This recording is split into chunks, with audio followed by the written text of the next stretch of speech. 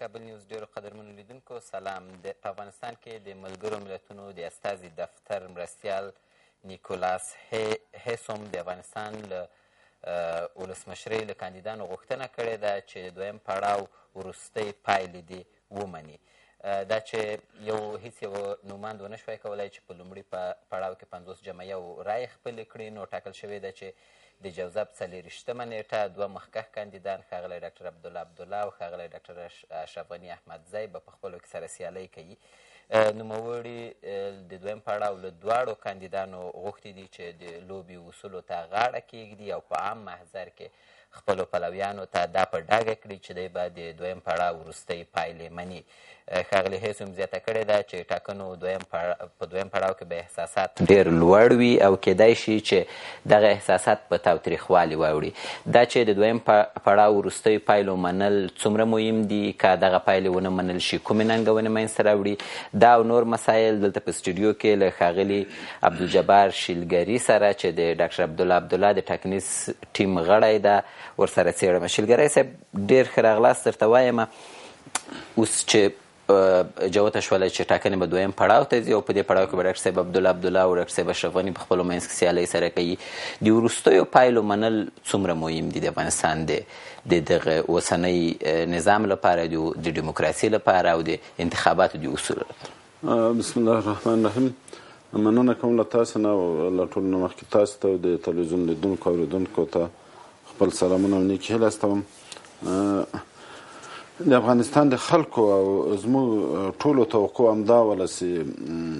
که وکړای شي په اول دور کې انتخابات په نتیجه چې په اول دور کې باید منتج په دې سوی وای چې یو کاندید رایې وړی وای. ځکه موږ که د افغانستان بیلو بیلو شرایطو دغه که د موږ امنیتي شرایط د ملک کې، که د موږ اقتصادي وضع ده، که د خلکو مشکلات دي،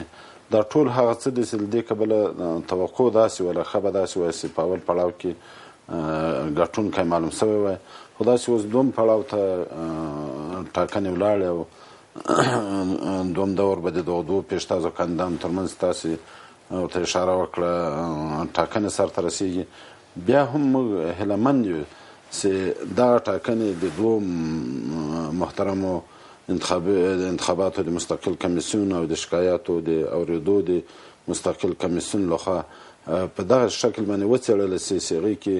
ډېر د خلکو اعتراض نه وي، هلته بیا د درغلیو غږ په زیات اندازه باندې راوچت نه سي،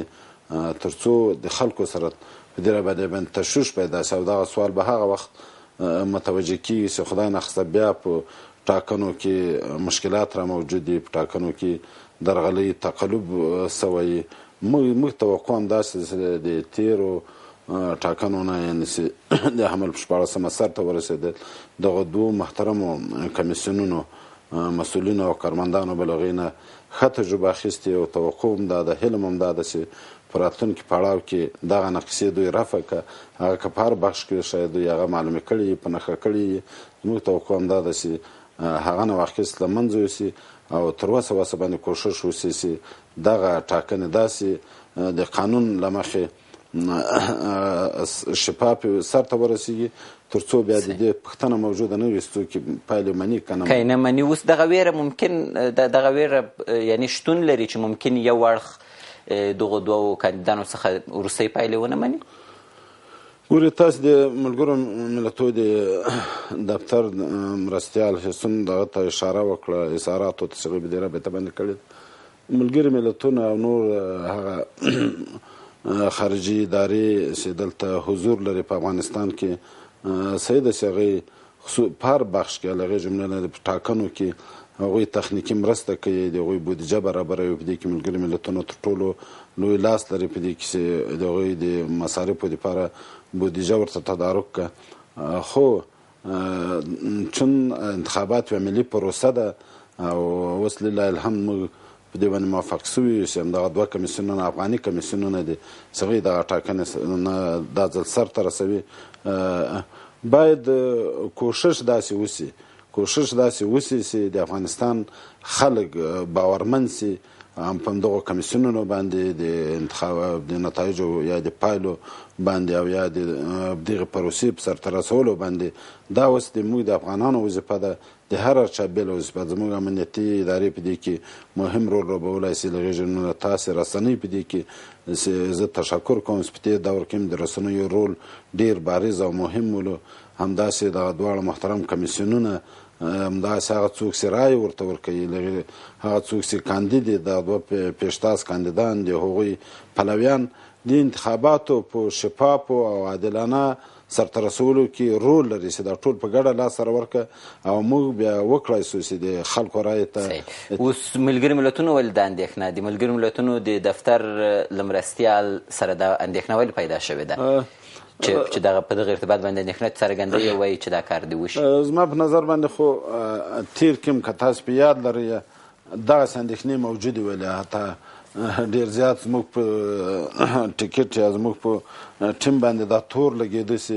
هغوی ګواکې که د انتخاباتو لومړۍ پایلې د دوی په ګټه باندې راونوځي او یا د دوی کاندید بریالی نه سي، شاید هغوی دلته بحران رامنځته کړي، تشنج رامنځته کړي، حتی څه اظهارات چې موږ یو دوست د دغه ټکټ نه کړي ولو هغه په بل شکل من تحریف سو چې ګواکې دلته که موږ کامیاب نه سو دلته به د وینو بیالې وبهیږي. در حال کې چې هغوی همداسې نه وویلي، دا په یو بل رقم باندې توجیه سوې وله. خو تاسې ولې د دغو ټولو تشویشونو یا تورونو سره سره کله چې د دواړو کمیسیونونو فیصلې یا ابتدایي پایلې اعلان سولې، زموږ کاندید یا محترم ډاکټر صاحب عبدالله هغه په ډېر خلاص تندي باندې په ډېره خلاصه سینه باندې هغوی ومنلې. هغوی ته یعنې دغه تاسې د ټیم حرکات چې په وروستیو کې په رسنیو کې رامطرح شولې، په رسنیو کې دا ډول خبرې وشولې، ملګرو ملتونو ته دغه تشویش ور پیدا کړی چې دا خبره کوي؟ په هېڅ صورت سره نه. دا هغه نور چا چې زموږ په ضد باندې دا خبرې کولې یا نور چا چې تور لګول، زموږ رقیبانو تور لګول، کېدلی سي یو له عواملو نه همدغه هغوی شاید له دغه ادارو سره همدغه تشویشونه چې هغه صحیح ونه ختل دا یې ورسره مطرح کړي، خصوصا زموږ د ټیم په رابطه باندې. زه بیا هم تکراروم د ټولو تورونو سره سره هغه تشویشونه چې موجود یا خلکو ایجادول هغه د افغانانو په منځ کې یا د خارجان همدغسې ادارو په منځ کې باید هغوی ته اوس ثابته سوې زموږ ټیم هېڅکله د بحران د رامنځته کېدو تکل نه لري، هغه د شفاف او عادلانه انتخاباتو د نه منلو هوډ نه لري، بلکې هغوی غواړي چې د افغانستان د خلکو ارادې ته، د افغانستان د خلکو رایې ته چې د خپل رایې له لارې چې خپله اراده تمثیلوي، د افغانستان د خلکو ارادې ته احترام وسي او د هغوی رایې. اوس که لږ څه مشخص دغه پوښتنه له تاسو نه وکړو چې دویم پړاو وروستی پایلو منلو ته څومره حاضر یاستئ؟ موږ لکه چې موږ په لومړي پړاو کې وښودله، بیا هم دا تکرارومه، هر کله چې دغه پروسه د افغانستان د نافذه قوانینو مطابق او په هغه کې د افغانستان د خلکو د فرد پر رایې ته احترام سوی، له هغوی سره خیانت ونه سي، هغوی سره درغلي ونه سي، هغوی ورکې نه سي، موږ د دغسې پایلو چې هغه د قانون له مخې سر ته ورسیږي، لکه موږ په اول پړاو کې دا پایلې ومنې، په دوم پړاو کې هم په هر صورت کې دا پایلې. آیا تاسو کاندید حاضر ده لکه څنګه چې د ملګرو ملتونو د دفتر د استازي معاون ویلي دي چې په عام محضر کې د خپلو پلویانو ته دا خبره وکړي چې زه حاضر یم چې د دویم پړاو وروستی پایلې ومنم، دغه اعلان وکړي خپل؟ ګورئ، زموږ د کاندید یا د ډاکټر صاحب عبدالله دغه اظهارات اوس د دې ضرورت نه خلکو ته وایي، هغوی سره له دې چې بیا تکراروم چې ډېر تشویشونه ایجاد سوي وو، هغوی د لومړي پړاو پایلې په داسې حال کې ومنلې چې موږ ډېر مستند دلایل درلوده چې د موږ رایې د بل چا په ګټه استعمال سوي دي، په دغه انتخاباتو کې ډېر کمي و کاستي وله، ځینې هغسې رایې ولې چې هغه د بطلان دلایل سي باید په نورو کاندیدانو عملي سوي وای، په نورو ځینو کاندیدانو هغه نه دي عملي سوي، خو د موږ په رابطه باندې هغه عملي سوي دي. موږ ډېر دغه شواهد درلوده، رسنیو په مخکې م وښول، ملت ته م وښول، خو د دې ټولو سره سره بیا موږ دغه ملي مصلحت په نامه سره له دې چې موږ د هغو خپلو اعتراضونو د جواب غوښتونکي یو او دغه دواړو محترمو کمیسیونونو څخه غوښتنه دا ده چې په راتلونکي کې دغه تکرار نه سي. نو د دې ضرورت نشته ډاکټر صاحب د دغو ټولو مشکلاتو سره سره دغه پایلې ومنلې. دا به په هغو صورت کې وایي چې هغوی دا ځل هم د پایلو نه منلو له منلو څخه سرکشي کړې وای په اصطلاح بله لاره خپله یعنې فکر کوئ که ډاکټر صاحب عبدالله په دویم موقعیت کې وایي ډاکټر صاحب اشرف غني احمدزي پر ځای وای بیا هم دا پایلې منلې که احیانا دا ډول شوي وای؟ اوس داسې شوي ده که زه درته وایم ډاکټر صاحب عبدالله موږ د خپلې محاسبې او دغو اسنادو له مخې موږ هېڅکله په دې متيقن نه یو چې موږ په اول دور کې نه وو کامیاب، یعنې موږ کامیاب وو خو کامیاب نه کړای سو. نو ډاکټر صاحب بیا هم هغه ومنل. خلک تشویش لري، دغه د عام محضر خبره چې ما وکړله خلک تشویش لري. اجازه راکوي چې مشخصا تاسې له ټیم نه تشویش لري. مخکې له انتخاباتو نه تاسو ویلې چې په انتخاباتو کې درغلۍ شوي دي، مخکې له انتخاباتو نه تاسې د ټکټ کس لکه څنګه چې تاسو ورته اشاره وکړله هغه وویلې که دلته فلانی ولسمشرۍ ته ورسېږي نو د وینو ویالې به وبهیږي. تر هغه وخته پورې چې تر څو پورې وروستۍ پایلې نه وي اعلان شوې، اگر چې له لومړنیو پایلو نه داسې ښکارېدل چې ټاکنې دویم پایل پړاو ته ځي، خو تاسې دا نه منله، په مشخص مو نه ویل چې دویم پړاو ته ورځو. ډېری تشویش د تاسې له ټیم نه ده. فکر نه کوئ که دغه ولس د دغه تشویش د رفع کولو لپاره تاسې ووایاست په عام محضر کې خپلو پلویانو ته چې بالاخره که یې دغو انتخاباتو پایلې که یې موږ په ګټه وي او یا هم په زیان باندې وي بالاخره منو به زه خو اوس دا ثابت وسل تشویش څوک ایجاد او چا ایجاد کړی ولو. اول د ملګرو ملتونو د دفتر نماینده سي وایي دا د دې ځای نه ده چې هغوی دې ووایي، هغوی د افغانانو ته ووایي چې د انتخاباتو د دوم دور انتخاباتو پایلې باید ومنل سي. دا هغوی ځان ته د حق ورنکړه. افغانستان یو آزاد ملک ده، د افغانستان خلک خپله اراده لري، هغوی خپل زعیم به د خپلې رایې په واسطه باندې ټاکي. هغوی د هغوی دپاره د دې ضرورت نشته چې هغوی ووایي چې دواړه کاندیدان اعلان وکړي چې موږ دا پایلې منو. بل تاسې وویل چې دا تشویش زیات تاسې ټکټ ته متوجه ده. زه هم دغه تشویش ایجاد کړی بل چا ول، زموږ د ټیم په رابطه باندې تشویش ایجاد شوی و. اوس باید دا پوښتنه تاسې پیدا کړي او دغه اطمینان تاسې اخیستی چې د ټولو هغو تبلیغاتو سره چې زموږ د ټیم په رابطه کې دوی بیا وایم چې بحران رامنځته کوي، پایلې نه مني، که دوی بریالي نه سي دوی به هېڅکله پایلې ونه مني. تاسې دا ځواب باید اخیستی او دا اطمینان هم اخیستی چې موږ د ټولو نواقصو سره سره موږ د ملي مصلحت په بنا باندې او د هغو تورونو چې موږ باندې ناحقه لګېدلي وو د هغوی چې هغه رښتیا هم ثابت نسی یا د خلکو د تشویش پیدا نسی، موږ سره له دې په خپله محاسبه کې د هغو اسنادو له مخې موږ رسنیو ته هم دواړو محترمو کمیسیونونو ته او هم ملت ته وښووه چې موږ مستند لرو. دا اسناد د موږ ناظر نه و راوړي، هغه اسنادو موږ محاسبه نه ده کړې. دا چې موږ لاسته راوړي د هغو له ولایاتو نه له محلونو نه په هغو محاسبه نه ده کړې، بلکې موږ دغسې اسناد درلوده. داسې اسناد وړاندې کړي چې د انتخاباتو د مستقل کمیسیون له سایټ نه موږ هغه کاپي کړي دي، هغه هم دوی ته وښودل چې دوی په سایټ کې خو د انتخاباتو د کمیسیون د شکایاتو کمیسیون څېړنې او بالاخره تر ټولو زیاتې تاسې رایې باطلې شولې. ډېر شکایتونه په تاسو باندې کېدل، ویل کېدل چې تاسې ټیم ډېر په درغلیو او په تخلف کې لاس درلوده. سره له دې هم بیا هم تاسو په خپل دغه موقف باندې ټینګار کوئ چې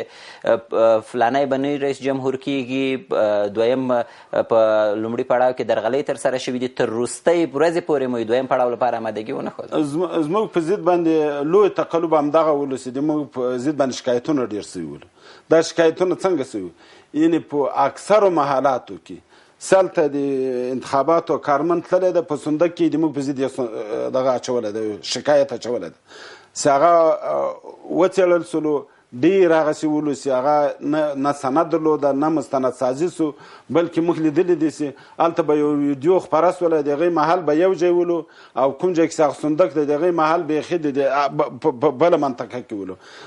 دغه موږ یو تقلب بولو، یو تقلب د موږ په ضد باندې همدغه وسو، د موږ په ضد باندې دغسې مهندسي وسوه چې د موږ په ضد باندې د شکایاتو شمیر پورته لاړل تر څو خلکو ته وښیي چې دوی تقلب کړی ده. تاسې ګورئ چې ته وایې د موږ رایس په هرات کې باطلې سوې، بیرته هغه شمارش ته ولوېدې. دا هغه څه ولو چې هغوی د خلاف فیصله کړې وه، د هغه په رابطه باندې شکایت موجود نه و، د هغه په رابطه باندې اسناد موجود نه و. داسې د شکایتونو شمیر د موږ په رابطه زیات و. دا په خپله یو تقلب و زموږ په ضد باندې دغسې یو پلان شوی کار و چې پر صندوق کې زموږ په ضد باندې یو شکایت پروت و، بالاخره چې وڅېړل شو نتایجه یې موږ 45% ولو کله چې شکایاتو کمیسیون هم څېړنې وکړي موږ هغه 45% حتی 0.2% موږ 1% لوړ هم لاړو مخکې یعنې شکایت کمیسیون په خپل ځای باندې کار سم کړی و نو بیا خو د شکایتونو کمیسیون د کار ښه والي مسله موږ ګورو موږ د شکایاتو محترم کمیسیون ته موږ دا بحث شاید د وخت د دې ګنجایش ونه لري دا ټول بحث وکړه موږ تقریبا د 5 لکو نه زیاتو رایو په رابطه باندې چې هغه د مشخص کاندید په نفع استعمال شوي موږ د ټولو اسناد شکایاتو محترم کمیسیون ته وړاندې کړ د هغوی استدلال همدا و چې داسې د وخت نه وروسته موږ ته وړاندې کړی دی یو خو دا و چې موږ شکایت کړی و په دغو محلونو باندې موږ اسناد وروسته وړاندې چې له موضوع نه ونوځو شکایتو مسلې ته ولاړ نه سو که احیانا دغه پایلې یو لوره یا هم ډاکټر صاحب عبدالله ټیم یې ونه مني یا هم د ډاکټر صاحب اشرف غني ټیم ونه مني دا پایلې په هغه صورت کې چې ټولو شکایاتو ته په هغه د افغانستان د شرایطو سره سم یو شفاف انتخابات ترسره شوي وي څه ستونزې را ایجادوي ننګونې څه ننګونې را ایجادولی شي خپلواک صاحب موږ اوس الحمدلله په افغانستان کې قوانین لرو اساسي قانون لرو د انتخاباتو قانون لرو که چیرې دغه پایلې یا د ټاکنې موږ د نافذه قوانینو مطابق سرته ورسیږي هلته هغسې جدي شکایتونه چې د ټاکنې په کل کې تر پوښتنې لاندې رانولي موږ باید که هر د هر طرف په ګټه یا په نقص باندې یا یو طرف طبیعي ده چې کې به یو کاندید بریالی کېږي دا طبیعي ده چې باید موږ به قانون منو که موږ قانون ته غاړه ږدو هغه پایلې چې د قانون مطابق سرته ورسیږي هغه هر جانب یې مکلف په دې ده چې قانون ونه د قانون مطابق کړنې ومني که څه هم د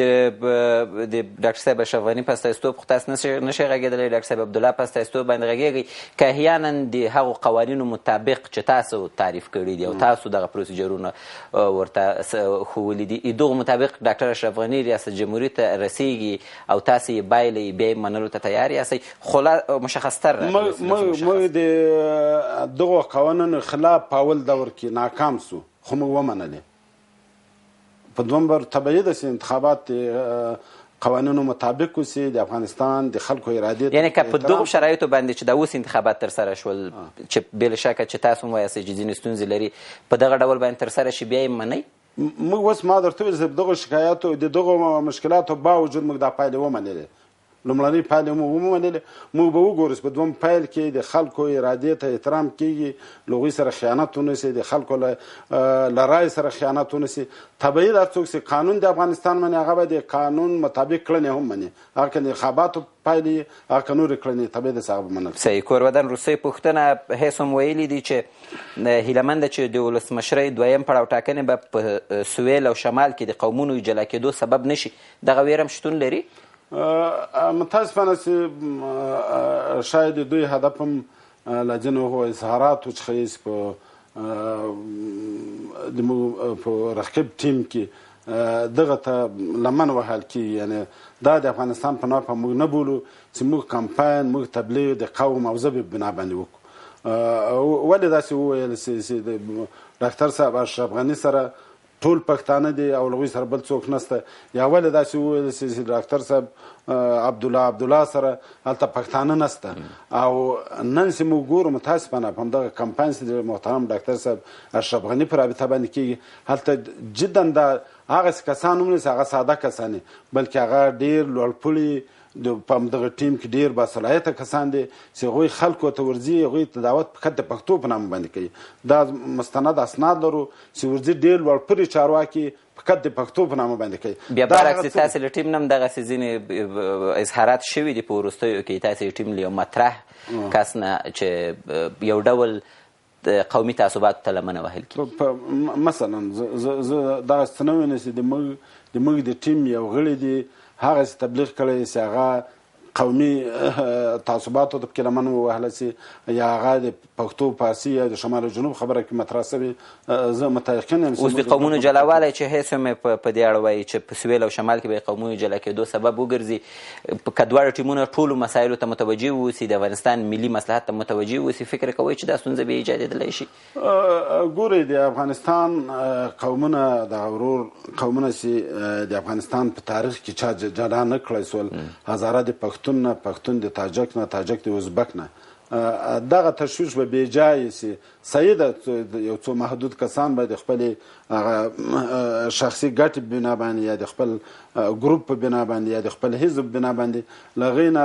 استفاده وکړي. خو په هېڅ سره دا تشویش موجود نه ده چې افغانستان انشاءالله په قومونو باندې وویشتل چې افغانستان یو واحد ملت ده، افغانستان یو واحد ملک ده او دا د ټولو افغانانو کور ده. څوک په شمال کې اوسي د هغه جنوب هم د هغه کور ده، څوک په جنوب کې اوسي د هغه شمال هم د هغه خپل کور ده او دا ثابته کړې ده په تاریخ په اوږدو کې، خصوصا د جهاد په وخت کې همدغه ټول افغانان په یو ډېر د افغانستان نه جنوب نه به څوک را روان سو شمال ته به تو یعنې دومره کمزوری ملت هم نه ده چې په دغومره وړو مسایلو باندې سره جلا شي. که څوک هڅه هم وکړي خو دا ملت